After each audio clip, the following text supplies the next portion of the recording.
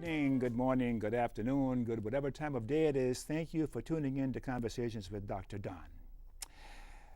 For your first-time viewers, Conversations with Dr. Don is an ongoing series of one-hour standalone talk shows where I interview interesting people like most of you out there about who they are as unique, one-of-a-kind individuals and about whatever else they want to talk about.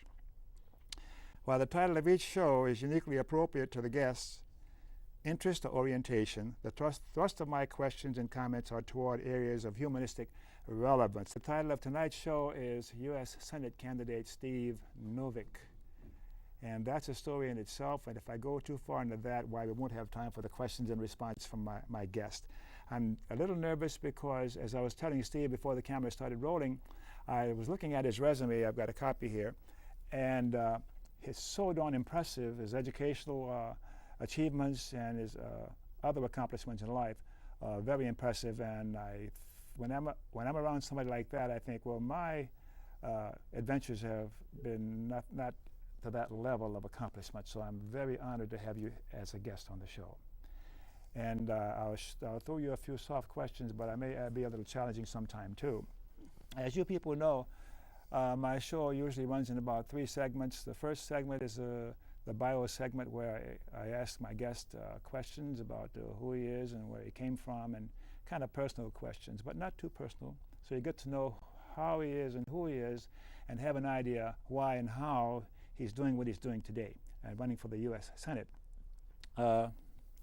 So let's start off with the basic bio segment.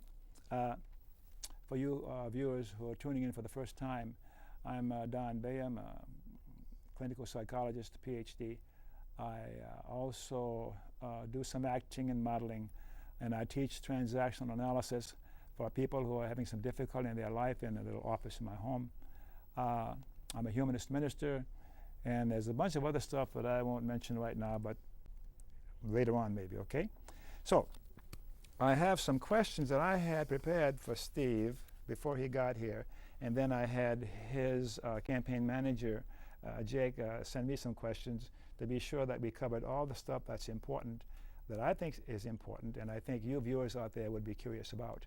Now, until the first break, about 20 minutes from now, we'll talk about personal stuff of Steve. And how should I address you, Steve? Or Steve is fine. Steve is fine. And first I met Steve, I was at a demonstration, a peace demonstration, here in Beaverton on 5th and Hall every Wednesday evening from 7 till 8, is it? I forget. We gather there. You local viewers, we gather in Beaverton to wave at the cars and to march and hold up signs for peace and to do something about what's going on in Washington and the behavior of the administration. So I met Steve there holding up a sign and doing his thing, and I said, somebody says, you got to get him on your show. So I went over and I said, please, will you come? So here he is tonight. So let's start right off with, do you have something that you want to say? I've been doing all this talking before we start asking questions. Well, you're reminding me of how wonderful that peace demonstration is, and it's amazing that people in Beaverton have been going to that street corner for 2 years every week. And the response is phenomenal. I mean, I've been standing on street corners waving signs for candidates for years, and you don't get the kind of response that that group gets week after week from the people of Beaverton. And it just shows that people really are worried about this war. They want peace. And I think that, unfortunately, we can't get rid of the guy in the White House for another year or so, unless somebody takes up impeachment proceedings. But it's terrific that there's that kind of spirit in Beaverton, and that people want peace, and they'll let people know it. All right, so that's a good opening brief statement here. So let's get to some of the questions. Your family moved to Oregon when you were how young? How were you? I was 10. You were 10 years old. And where'd you live in Oregon growing up? Cottage Grove, which is a little town just south of Eugene. And what was your public school education like in Oregon in the 1970s? What was that like? Well, it was interesting. Actually spent about a year and a half in a small town in Douglas County called Yoncalla. And when I was there, the school building itself was condemned. So we had classes in the junior high gym, which was broken into 4 classrooms by piling bookshelves on top of each other. But that was actually one of the best schooling experiences I had. The teachers were tremendous, the kids were great. So I have fond memories of having classes in this junior high gym. And then after that, we moved up to Cottage Grove. And in the middle of 9th grade, the schools in Cottage Grove closed for a couple of months because the voters decided not to pass the property tax levy. They just really didn't want to pay taxes that year. So because there was no money, there was no tax money, for a while the schools closed until they submitted another levy and finally they passed it. But in the meantime, I didn't have anything to do. So I started taking classes at the University of Oregon, and I kind of liked it. And after a while, I asked the university if I could just come in as a full-time student. And, you know, it was the 1970s, so they were very mellow about it. They said, well, it looks like you can do the work, so sure, come on in. So I wound up not spending all that much time in regular schooling. I mean, I left when I was 13, 14, and started at the University of Oregon. Wow, you started pretty early, huh? I did. And that was very lucky for me because it meant that I wound up graduating in 1981, which meant that I was part of the last college class before Ronald Reagan started cutting federal financial aid. I mean, I graduated from the U of O without any debt. And if I'd waited another 4 years through the normal course of events, then it would have been after Reagan started cutting financial aid, and I would have had to borrow lots of money like kids do today. Yeah, I want to warn you ahead of time. My guy on camera 3 over here is a very conservative right-wing Republican, and if we say bad things about Reagan and Bush, we're going to be in trouble before the show is over. Hi, Rick. He's not armed, is he? No. So how'd you do it at Harvard? Harvard Law School was I did fine. It's a curious place, a law school like that, because you've got a lot of people who are used to their entire lives being first in their class. And at the end of the first term, well, only one person can be first in the class anymore. So it's kind of a culture shock for people until they have to realize, okay, I can live without being first in my class. And I'm not going to ask you where were you in your class, but you apparently did well. I did fine. And I mean, the point of going to a place like that is to get the degree. What would be nice is if law school taught more about actually being a lawyer. But Harvard and most law schools, you read these cases and then you take exams on them, but I wish they'd spend more time teaching you how to write a brief, how to prepare a witness, things like that, what you actually do as a lawyer. But for some reason, law schools, from time out of mind apparently, have been fairly disconnected from the practice of law. I enjoyed practicing law a lot more than I enjoy going to law school. So, and you practiced law for how many years? Well, let's see, I graduated in *84, and I practiced law full-time until 1996. And then after I moved back to Oregon, I practiced law only part of the time, and the only kind of law I practiced in Oregon is ballot title law, arguing about the descriptions of ballot measures as they appear on the ballot. There's this whole legal process that you go through before a measure gets to the ballot where people argue about how the measure is described. And the description matters a lot, because let's say that there's a measure to ban abortion. Some people would want to say that the description should be, prohibits the murder of unborn children. And other people would say the description should be, deprives women of the right to control their own bodies. So the way you ask a question is always important. So those arguments about those ballot titles are a big deal. But I spent most of my time as a lawyer at the Federal Justice Department in Washington, D.C., doing environmental law, doing clean air cases and clean water cases and Superfund toxic waste cases. And one case I had was actually kind of famous. In the late 1970s, the people of Niagara Falls, New York, learned that the Love Canal, was in the middle of town, was filled with toxic waste that had just been dumped there years before and just barely covered over. And people found out they were living on top of toxic waste, and they were very upset. And people were moved out of the area immediately around the canal, and there was a big cleanup, and the government sued the company to pay for the cleanup, and they refused to do it. So the lawsuit wound up lasting for a long time. And I joined the Justice Department in 1987, and in 1991, I became lead counsel, the lead lawyer of a team of lawyers in the Love Canal case. And in 1995, we settled that case and got them to pay the taxpayers $129 million. So that was probably the biggest achievement of my legal career. Well, I think that's pretty big. You betcha, yeah. So then you have been in public life. This is your first time running for public office. It's my first time running for office, but I've been involved in a lot of campaigns.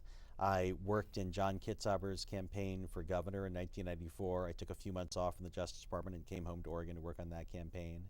And I worked in the campaign of a guy named Tom Bruguiere against Gordon Smith in 1996, and Gordon Smith beat us, so I want to come back and beat him this time. And I also was the policy director for Governor Kulongoski when he ran the first time in 2002. And I've also been involved in the statewide initiative campaigns against the initiatives by Bill Sizemore and Don McIntyre, their attempts to destroy public schools and other public services. So I've played something of a role in those campaigns. So you've had a lot of experience dealing in politics and public life and those kinds of things. I have. I mean, I think that if I count them up, I've worked in, let's see, Kitzhaber. Also, I worked for a month in Wyden's campaign against Smith, too, his successful campaign. So that's 1, 2, 3 campaigns, 4 statewide candidate campaigns, counting Kulongoski, and then I worked on the campaigns against the McIntyre measures in 2000 and the Sizemore ones in 2000, the McIntyre's in 2006. So I've been involved in 6 statewide campaigns.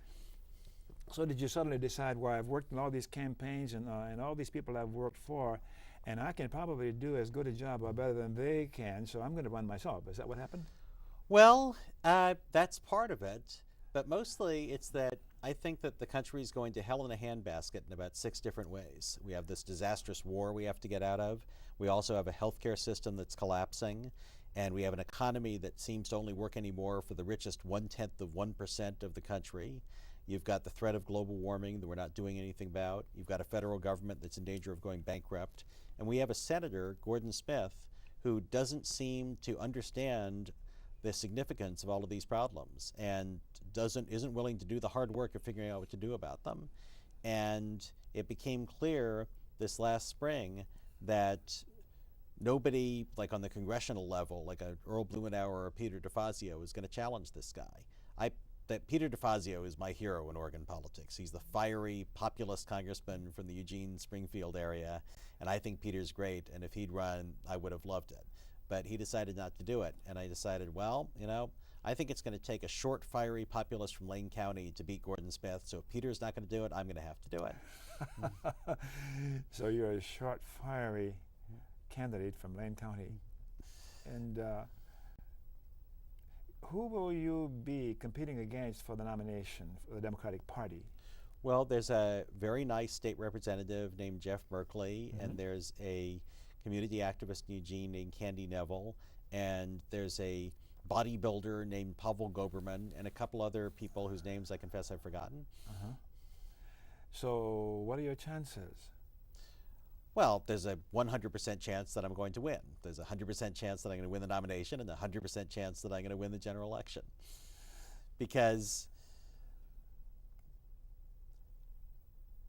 the voters, I think, are ready for something different. I mean, I've spent a lot of time in politics and public policy, but you can just look at me and see that I'm not your typical candidate. And I don't have your typical political resume. I haven't, run for a bunch of offices before. But I have spent the last 20 years fighting polluters successfully and fighting Bill Sizemore successfully. And I also, for a while, had a hobby of going after the Oregon lottery and their wasteful habit of wildly overpaying some of their contractors at the expense of schools. So, I've gone after polluters, I've gone after budget-busting initiative people, and I've gone after wasting government. And I'm willing to go out there and tell some home truths and say what we need to do in this country to save ourselves from disaster. And I'm going to, the nice thing about being 4'9" with a left hand made of stainless steel is that you kind of catch people's attention. Yes. It's a gift. And I will say until I'm blue in the face that Oregon's working families need a senator who will fight for them, and a fighter needs a hard left hook. And that every politician claims to be for the little guy, but when I say it, you can believe it. And so far, people have been responding to that, and that message, and the message that we need to work in these problems, we need to solve global warming, we need to fix the healthcare system, we need an economy that works for everybody, that message is going to win. So how did you get to be the way that you are? Some would call you a bleeding heart liberal. Are you one of those? I would say that I'm a hard-headed liberal. A ferocious progressive. Yeah, it sounds like your history is from that side of the political continuum. Do you think of anybody alive today or from the past that you would look up to or admire? Well, I mean, like I said, I have great admiration for Congressman DeFazio. I mean, Peter DeFazio, I mean, he's a good, solid Democrat, but the people in his district don't think of him as Peter DeFazio, some liberal Democrat. They think of him as Peter, who's fighting the powerful interest for the little guy. And that's the way I hope people will see me. And another example of a political leader I admire is a guy named Mike Sinar, who was a congressman from Oklahoma for a number of years. And he was just the bravest guy around. He was in Oklahoma, but he took on the oil companies, and he took on the cattle industry, and he took on the National Rifle Association. And sometimes he probably took positions that were, you know, beyond what even I would agree with as a progressive. But the amazing thing is that he ran in the teeth of the most powerful interest in Oklahoma politics, and he did it for years until finally they took him out. But I mean, I think that it's amazing that there's still people in America who will do that. And Paul Wellstone, of course. Paul Wellstone, the fiery, short populist from Minnesota, came out of nowhere to win a Senate seat, and was always true to his principles, fought for the working people, told the truth as he saw it. So you're talking about people in politics so far on the national level. Do you think of anybody else, American, that you admire a lot and it comes to mind from the founding days of our country? Well, I mean, obviously, when you think about Americans you admire, I mean, there was Cesar Chavez, who people have been arguing about whether to name a street for him in Portland. I think we better name something for him. But I mean, he was a god. I mean, he was a not a self-promoting guy, but he led a great movement. And he was I remember in my childhood, you don't eat grapes. You got to boycott grapes. And I mean, I didn't know who Cesar Chavez was, but that it was because of him that, 6-year-old kid knew you don't eat grapes. You're just not allowed to eat them until truth and justice prevail. And of course, Martin Luther King was the dominant figure of the 1960s. And somebody else who I admire is the Lyndon Johnson of the years 1963 to 1965. Why from that period, the Lyndon Johnson? I understand Lyndon Johnson's looked at a number of ways, and some things about him don't sound too great. Well, I mean, he got us into this horrible war that he somehow felt he couldn't get out of. And he lied and cheated and stole as a politician numerous times. But when he became president, for a couple years after that, he decided that I've got this great power and I'm going to use it for good. And he decided to fight a war on poverty, and he decided to pass civil rights legislation. And people were amazed that this senator, the guy who's been a somewhat moderately conservative senator from Texas, was doing these things. But I think that when we look back over American history over the past 50 years, we should remember that Lyndon Johnson, who a lot of us progressives, hated when he was running this war, for a couple of years, he was an American hero. Yes, and I remember, and we shall overcome. That's right. He said that. That's right. That touched a lot of people. Yeah. How about beyond the U.S. of A? Anybody from the rest of the world that come to mind that you really look up to or admired? Well, let's see. I mean, I can pop a few names at you. Yeah, throw a few names out. Gandhi. Gandhi was pretty cool. Stalin. Stalin? No, Stalin wouldn't have been exactly my cup of tea. I would say though that Khrushchev, came after Stalin. I mean, he still ran a communist dictatorship, but he tried to open things up a bit. And Gorbachev, Mikhail Gorbachev, I mean, he was willing to let the wall fall. And it didn't work out too well for him, but he was willing to open up the Soviet Union, and he paid a terrible price for it. But one cool thing about Gorbachev actually is, even though he's hated in Russia, I mean, he is totally unpopular. You would think that he would move to Hollywood or something and teach at UCLA, but he stays in Russia because that's his country. So I've got a bit of a soft spot for Mikhail Gorbachev. Yeah, so do I. We'd better stop now because my director's going to yell at me if I don't take a break. So Before we take a break, I want to say a few words. For you viewers who live in the Washington County part of the Portland, Oregon metro area, Conversations with Dr. Don shows are broadcast a number of times each week. Typically, a new show is first aired on a Friday and is rebroadcast on each of the next 4 days. Broadcast dates, times, and stations for you viewers will be up on the screen in a moment for you to make note of. If you don't get it all down now, we may have time to put it up again before the show is over. Before we show you the local broadcast schedule, I want to tell you local viewers about my quarterly live call-in show, which is what we have on tonight. About every 3 months, we have a live on-air call-in show. The next one's going to be in January of next year, January 31st. Call, and we'll have somebody nearly as interesting as tonight's guest, Steve Novick. So put up the broadcast schedule now, if you will, please.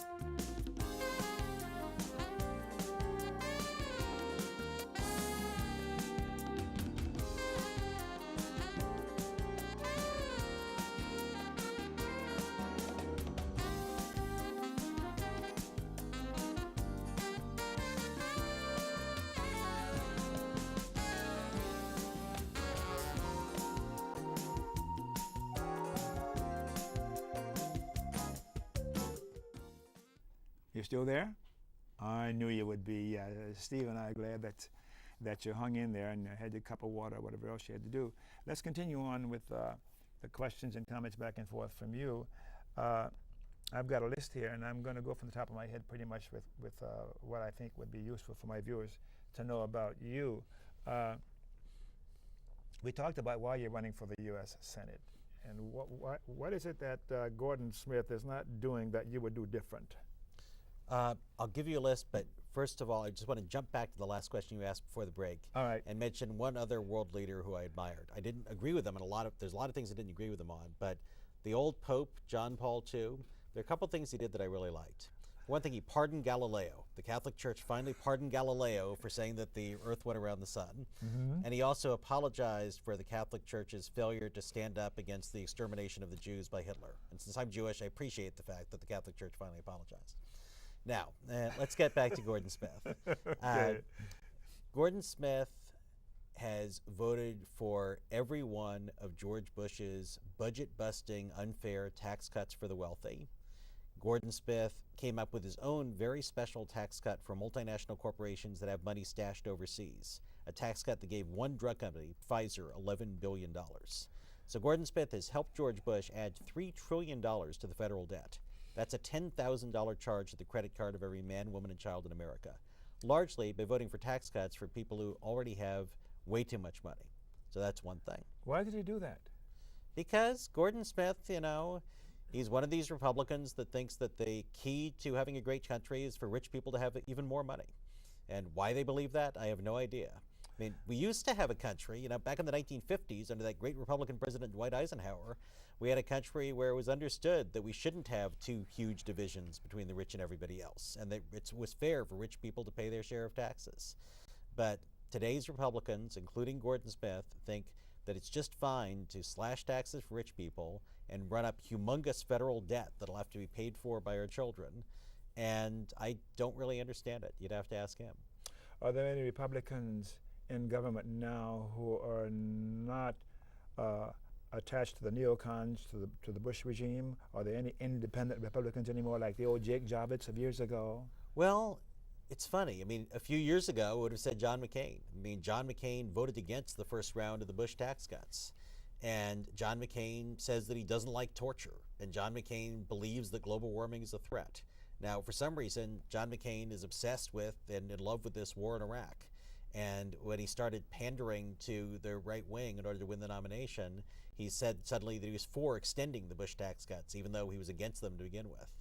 But I would hope that somewhere along the way, John McCain will regain his moral compass. But I mean, you know, Gordon Smith, he poses as a moderate, but basically he engages in the moderation of the credit card. He's for all the spending, and he's against all the taxes. And that's just insane. I mean, that's what leads you to adding $3 trillion to the debt. That's what leads us to being in hock more and more to China. And it's completely irresponsible. It seems he's very well educated and a smart man.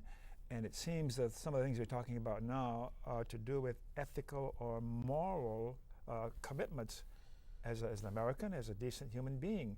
And I think he knows the effect that these tax cuts he's voting for are going to make poor people poorer. Why is he doing that? See, I think that he's willfully blind to the effect. I think he convinces himself that cutting taxes for rich people makes everybody better off. And I think he just refuses to do the work of seeing what the effect actually is. You think he really believes that? I think he probably does. I mean, same thing with global warming. A few years ago, when everybody was paying attention, already knew what a threat global warming was, even before Al Gore's movie. Gordon Smith wrote an opinion piece in the Oregonian in which he said that scientists are evenly divided on whether burning fossil fuels causes global warming. And the Daily Historian newspaper said, our senator has apparently joined the Flat Earth Society. And I think it's just that Gordon Smith, he wanted to believe that global warming wasn't a threat, so he convinced himself that that's what he believed. And the same with the war. I mean, he wanted to believe that George Bush was a great hero leading us to a huge triumph in Iraq.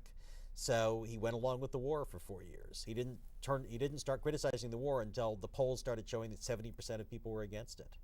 I mean, Gordon Smith, I think, is very much like George Bush in that there's things that he wants to believe, so he convinces himself to believe them regardless of the facts. So then how would you be better than the other candidates running for the Democratic nomination? How would you be better? How would you be better than Merkley? Jeff Merkley is a good guy, but Jeff Merkley is a traditional politician. He's a leader in the legislature, and he's going to run a conventional campaign. And he's going to do conventional things where I don't think they're warranted. I mean, for one thing, you know, when he came out and announced, Jeff Merkley said, unlike Gordon Smith, I've been against this war from the beginning. And the Republicans pulled out this resolution that Jeff voted for at the beginning of the war. He voted for this bill that said, whereas Saddam Hussein threatens the Middle East and the global economy with his weapons of mass destruction, we, the undersigned, acknowledge the courage of President George W. Bush and his cabinet, and we support the victorious removal of Saddam Hussein from power, and we support the troops.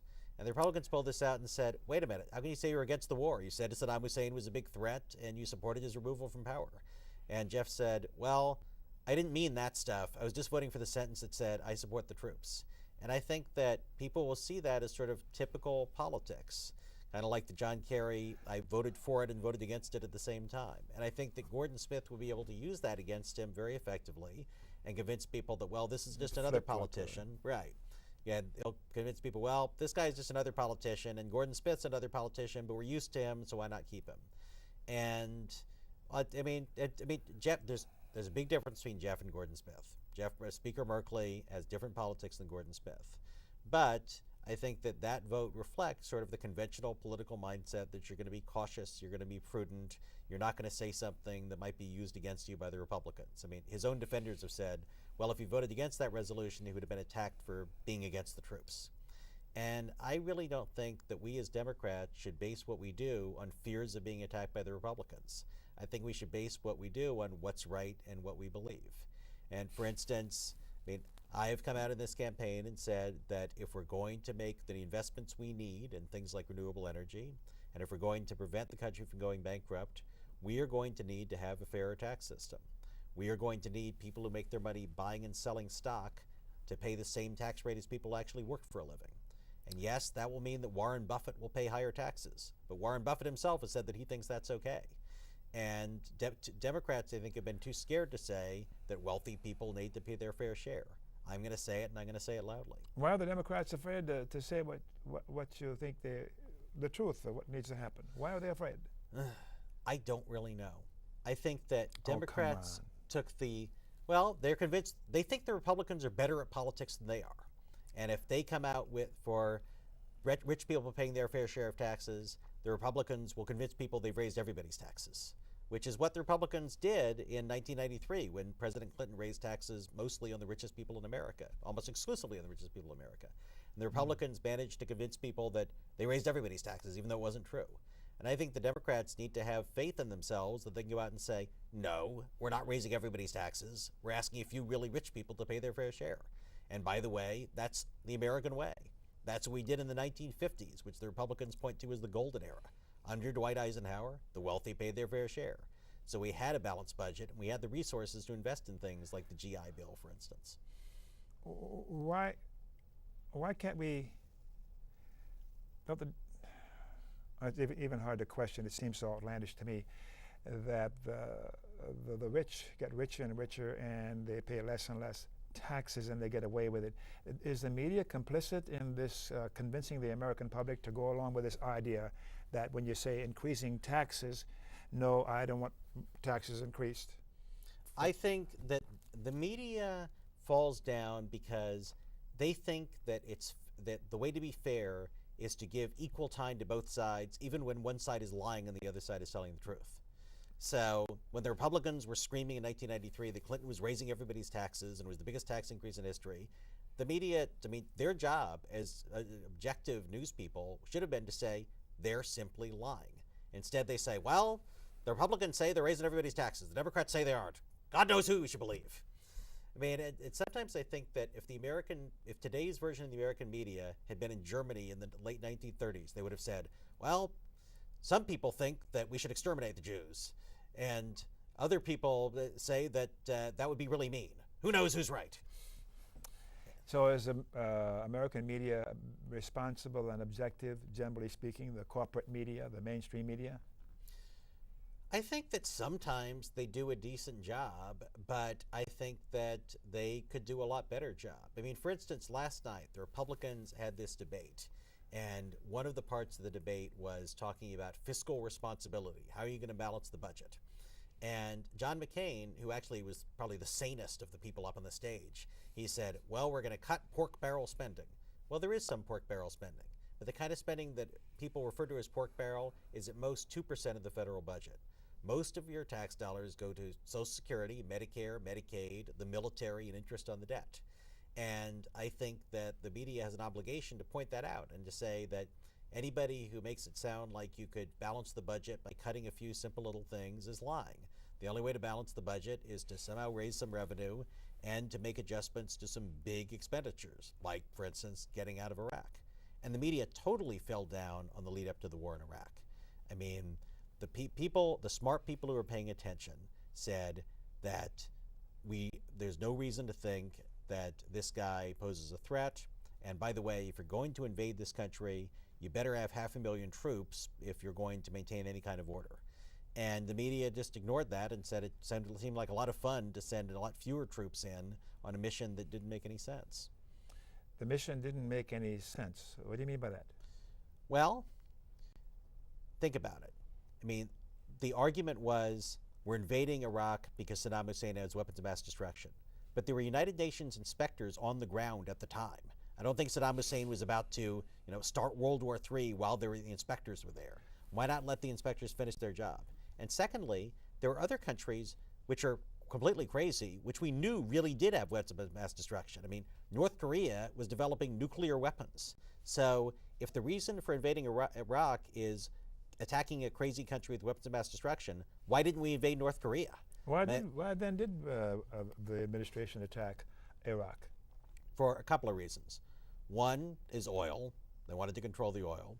Another is, I think, simply political calculation.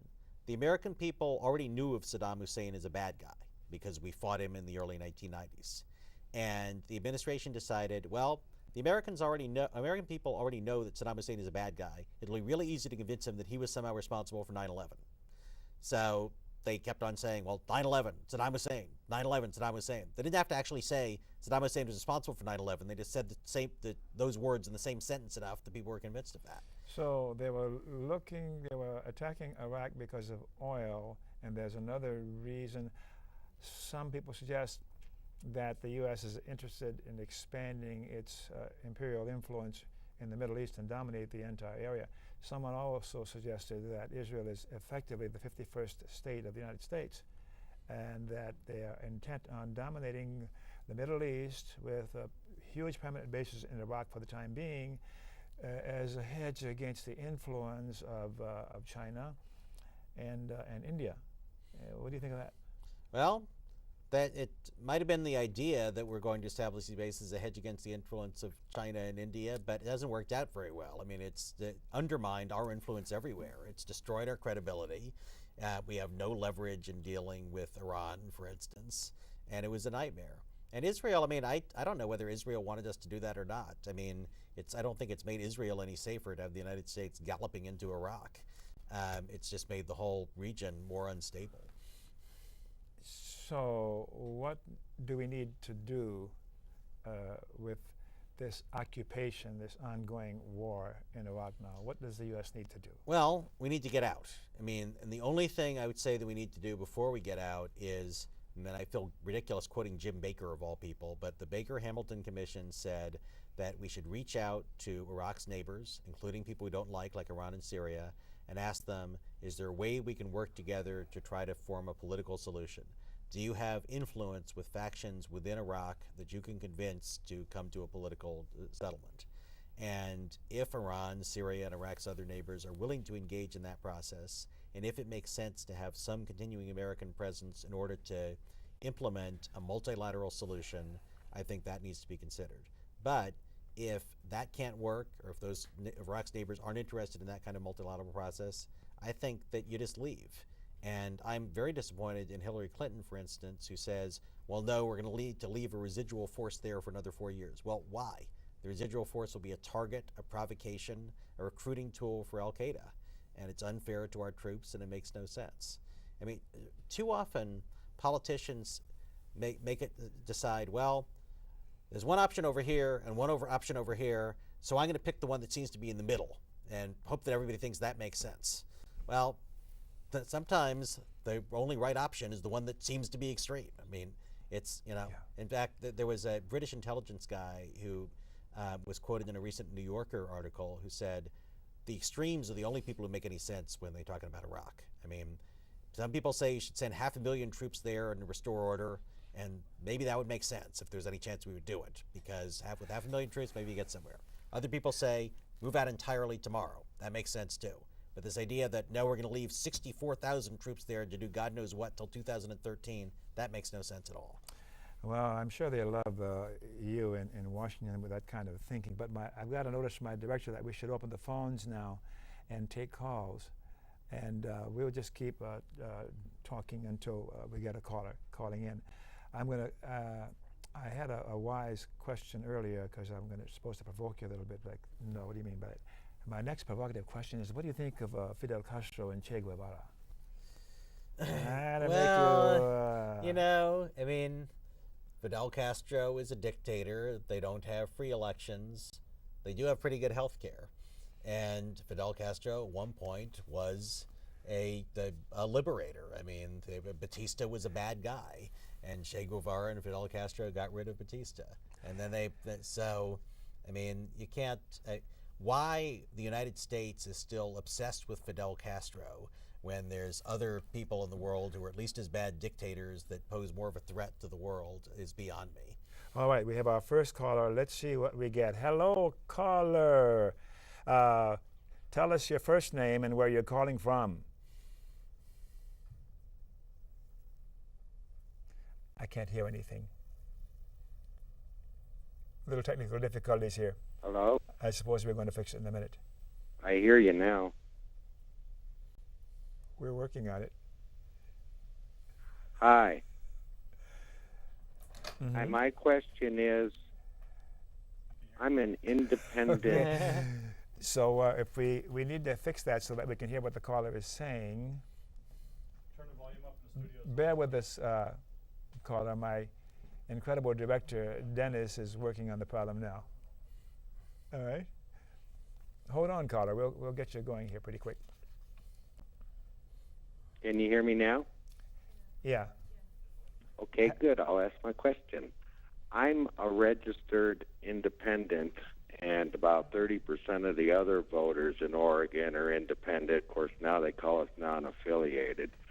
But my question is not only getting out of Iraq, but to reduce the military down and get out of the countries around the world, and to pledge that you would never vote to send troops into any country, no matter what, sort of like Hatfield was. You know, it's a hardcore, and we going to have a strong military, but you know, we're not going to be going around in these countries saying we're going to spread democracy, and it's just pulling back and really reducing the military down. That's one of the biggest costs. That's my question. If you would like to give, independents are starting to lean more towards Ron Paul's philosophy. We don't need to be everywhere messing with everybody and then now we're messing with people's religion, and that's a big problem. So, anyways, I wish you luck, and you probably will get my vote. My other question is, I hope some of the other parties, such as the Pacific Green and these socialists and others, don't run candidates in the general, but I wish you well in the primary. Goodbye. Well, I really appreciate the good wishes, and I agree that the United States has no business galloping into war unless the United States itself or one of her allies is threatened. I mean, I do think that if one of our allies is invaded by a hostile country, then there is a role for American power. But I don't think that we should be preemptively invading countries because somebody thinks that someday they might pose a threat. And I do think that the continued American military presence in Europe, for instance, is probably a little bit stale. And I think that South Korea can probably defend itself reasonably well. So I think that that we could use the dollars that are spent on our military, or at least I'm not. We should have the strongest military in the world. I have no problem with that. But the fact that we spend almost as much on our military as the rest of the world combined, I do think is a little bit of overkill, if you'll pardon the expression. Yes, well, we have another caller, so let's get the next caller. Caller, tell us your name and where you're calling from, please. Hello, caller. Hello. My name is Diane. Diane, where are you calling from, Diane? Portland. From Portland? Yeah. Good, thanks for calling. I'm interested in let's see. I'm going to turn this up. I'm interested in Steve. What he said, that he was interested in health care, and I want to know whether we are going to, if we do have a health care reform, are we going to do it with or without insurers? Great question. What do you think of that? That is a great question. And I think that we need healthcare reform, and there's proposals that involve keeping insurers around and proposals that involve getting rid of them. And personally, if a single payer plan came to the floor that would say that the government is the insurer and that the only private insurance left would be what people decide to pay for above and beyond a basic plan that the government provides, I would vote for it. I mean, other countries that do have a single payer system, such as Canada, have much cheaper health care with at least as good health outcomes. However, I do think there's some legitimate arguments against that. I mean, I would vote for it if it came to the floor. But, I mean, for one thing, there's a lot of regular Americans, regular working people that work for insurance companies. And I feel a little worried about throwing them all out of work overnight. So that's one of the reasons that I think that John Edwards' plan, for instance, which would say that we're going to require everybody to have health insurance, like we all have to have car insurance. We're going to prohibit insurance companies from discriminating against people on the basis of pre-existing conditions. So they won't have to be able to charge people $20,000 a year because they have a pre-existing condition. Where he would require every employer to pay something towards health care. And he would keep private insurers, but he would also have the government offering an insurance plan to compete. And his thought is maybe since the government doesn't have to make a profit, eventually you might sort of gradually move towards a single payer system. But I think that there's an argument for that. And also for Senator Wyden's plan, which is similar, except that he does not provide for the government offering its own plan. How about Dennis Kucinich's plan where no insurance company is involved at all? And that's how I think it should be. We've got another caller coming in, and I'm sorry we don't have much time, so we're going to have to cut you short a bit in order to get the next caller. Sure. Caller, tell us your name and where you're calling from, please. My name is Jim. I'm from Portland. Jim, thanks for calling. Steve, my question for you is, which of the presidential candidates do you support? And speaking of support, you have mine. Thank you.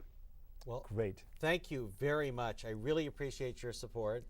And I'm supporting, at this point, the rich white guy with the $400 haircuts and the 28,000 square foot house.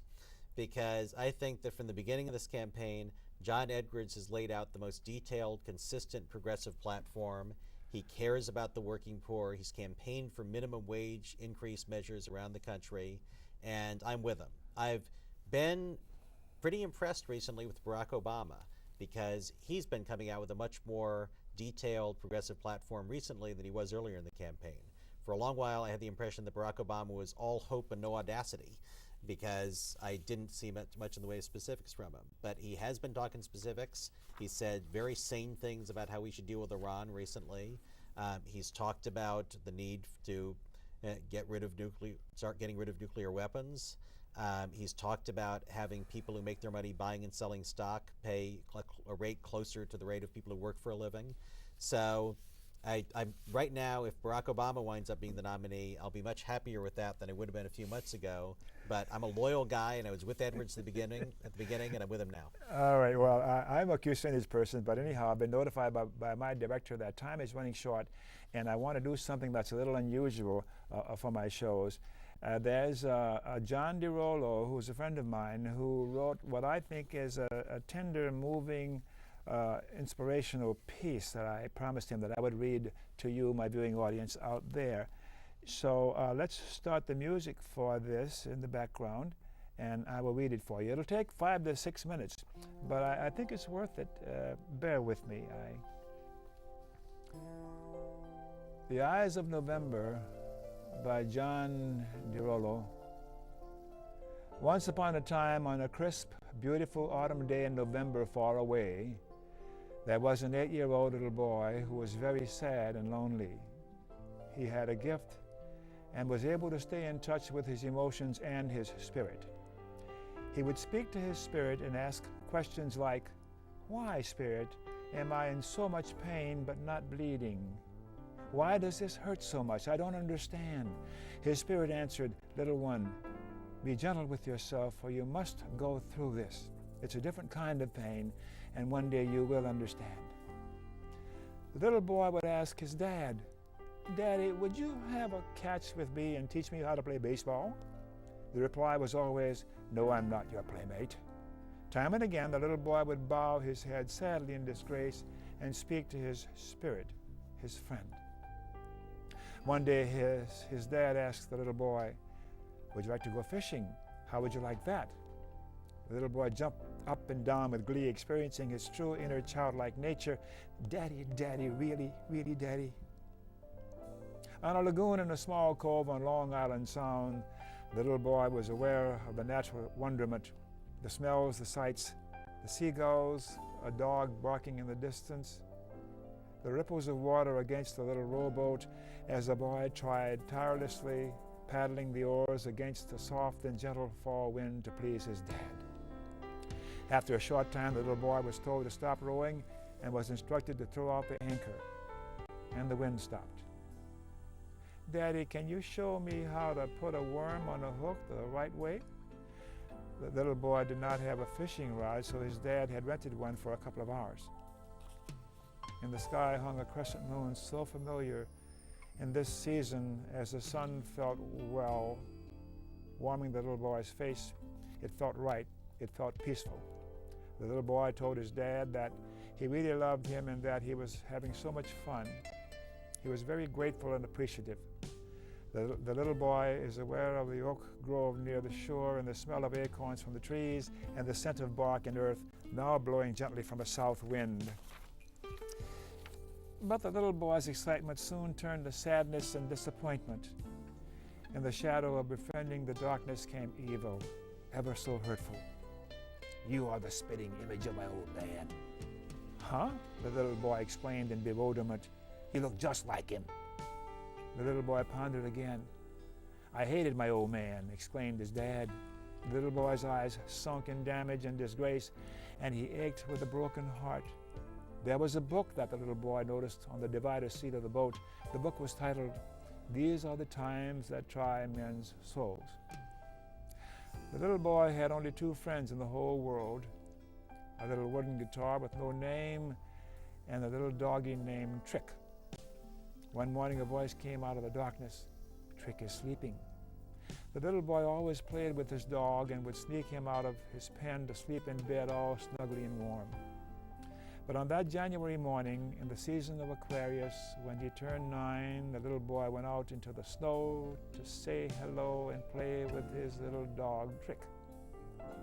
He would always take him for a walk on a bridle path used by the colonists during the Revolutionary War that was part of a backyard where the little boy lived, adjacent to a very old graveyard with headstones dating from 1650 to 1755. Overgrown with thorns and thickets, he was aware of the crows cawing and pheasants cackling, a peaceful place for him to rest in solitude with his spirit. He would go there often, but on that morning, little Trick was not moving. Trick was gone, and at that moment, so was the little boy's innocence. He grieved and sobbed with his broken heart for Trick, his dead dog. Then Spirit spoke to the boy. Be strong. It's a different kind of pain. Be gentle with yourself. You will understand someday and you will heal others. You will have unyielding passion and compassion, loyalty, honor, and kindness. It will abound in you with wholeness and acceptance above all the feelings. These will be called your love languages, and it will be what you are all about, little one. You will understand someday. Thank you, John.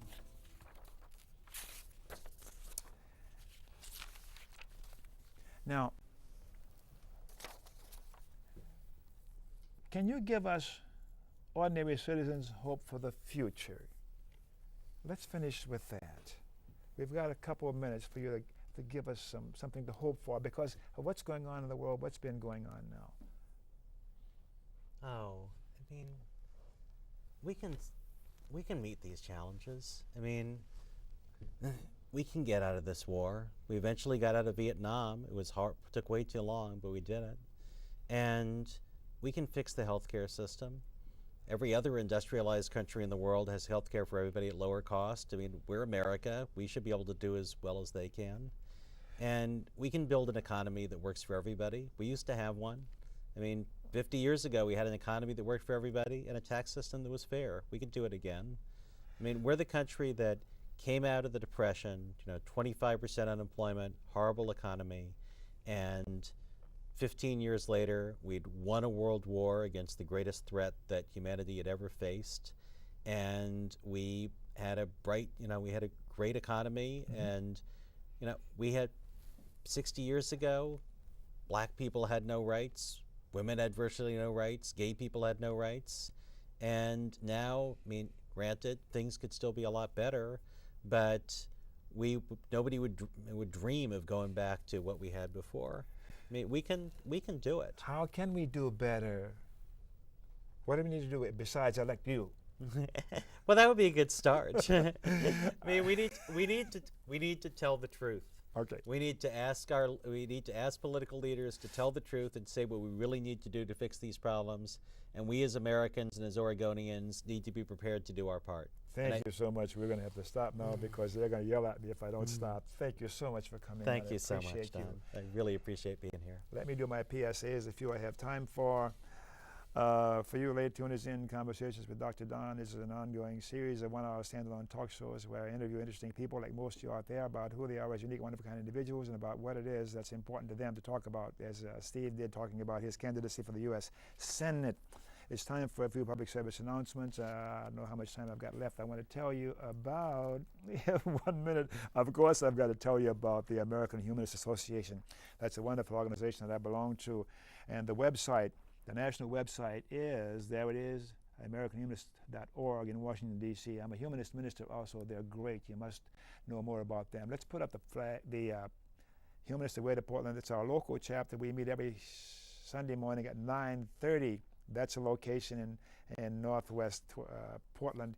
And the Sunday morning schedule, what we do on Sunday mornings, we meet at 9:30, we go to 11 o'clock, and we have speakers and presenters, and those are what's going to be going on for the month of December. Yeah, and Professor Schmidt's a wonderful, wonderful guy. So it's time for us to say goodbye. Shall I close now? Remember, KFC, and not the Colonel's KFC, Dr. Don's KFC. Kind, friendly, and charitable. Be kind, be friendly, and be charitable. To you too.